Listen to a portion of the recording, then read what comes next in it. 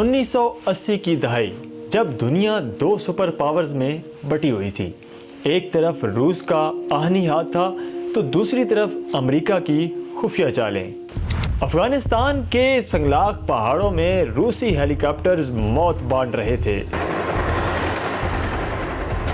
मुजाहिदीन के पास इनका कोई जवाब न था, यहाँ तक कि आसमान से एक ऐसी बिजली गिरी जिसने तारीख का रुख मोड़ दिया। ये बिजली थी स्टिंगर मिसाइल।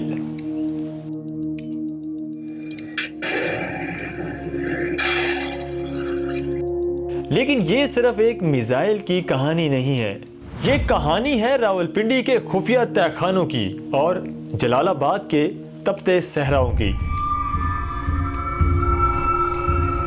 अगस्त 1986 रावलपिंडी और इस्लामाबाद के संगम पर वाक़या एक खुफिया मकाम पर चंद अफगान जंगजुओं को लाया जाता है। इनमें एक शख्स था इंजीनियर गफ़ार। उसको अभी तक इस चीज़ का इल्म नहीं था कि वो इस वक्त दुनिया के जदीद तरीन हथियार की तरबियत लेने के लिए जा रहे हैं। क्लासरूम में खामोशी थी। ट्रेनर पाकिस्तानी थे लेकिन निगरानी ऊपर से अमरीकी कर रहे थे।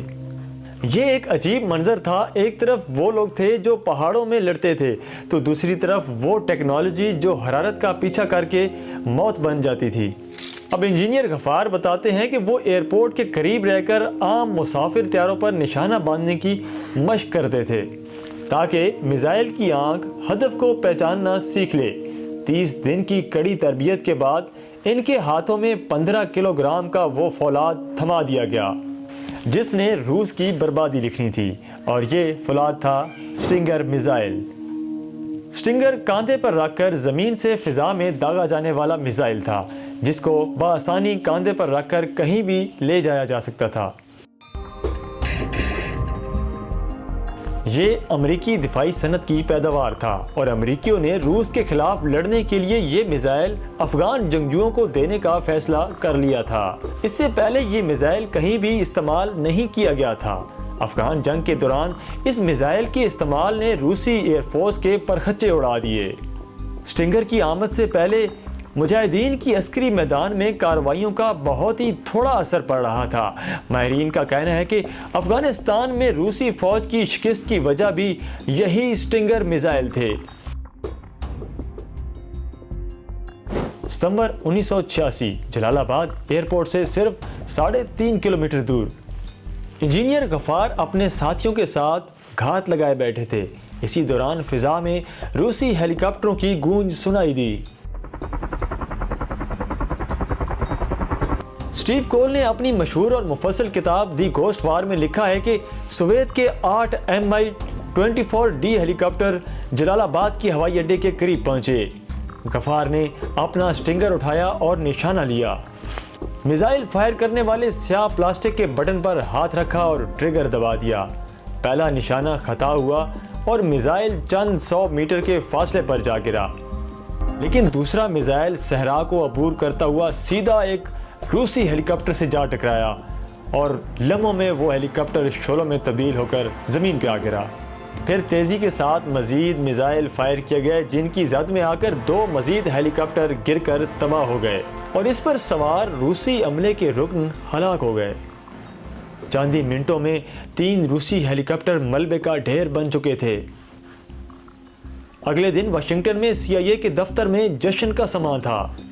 अमेरिकी सैटेलाइट ने तबाहशुदा मलबे की तस्वीरें भेज दी थीं। सदर रोनाल्ड रेगन को जब मुजाहिदीन की जश्न मनाते हुए वीडियोस दिखाई गई तो वो बच्चों की तरह खुश हुए। स्टिंगर मिसाइल ने जंग का नक्शा बदल दिया था।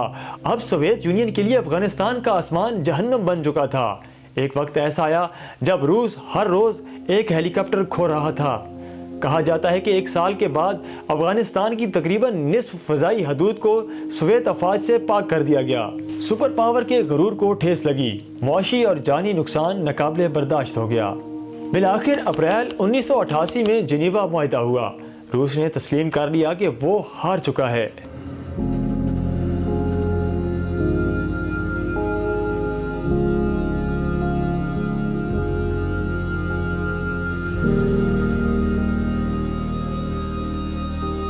फरवरी 1989 तक रूसी फौजें वापस चली गईं।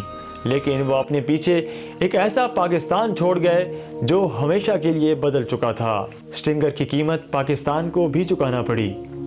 10 अप्रैल 1988 की सुबह रावलपिंडी का ओजड़ी कैंप, जहां ये मिसाइल जखीरा थे, अचानक एक आतिश फिशा बन गया। पाकिस्तान के शहर रावलपिंडी और इस्लामाबाद में मिसाइलों की बारिश हो रही थी। घरों की छतें उड़ गईं, बाजार शमशान घाट बन गए। 103 मासूम लोग लुकमा अजल बन गए, जिनमें साबिक वज़ीर-ए-आज़म शाहिद खान अब्बासी के वालिद भी शामिल थे। वो दिन रावलपिंडी और इस्लामाबाद वालों के लिए किसी क़यामत से कम नहीं था। तारीख का तंज देखिए कि जिन गर्म पानियों तक पहुंचने के लिए रूस ने 10 साल तक जंग लड़ी, वो 30 साल बाद सी पैक के जरिए पुरअमन तरीके से हासिल कर लिए गए। दोस्तों, आज तारीख का पहिया घूम चुका है, लेकिन पाकिस्तान और अफगानिस्तान की तारीख में आज भी स्टिंगर मिसाइल की गूंज सुनाई देती है।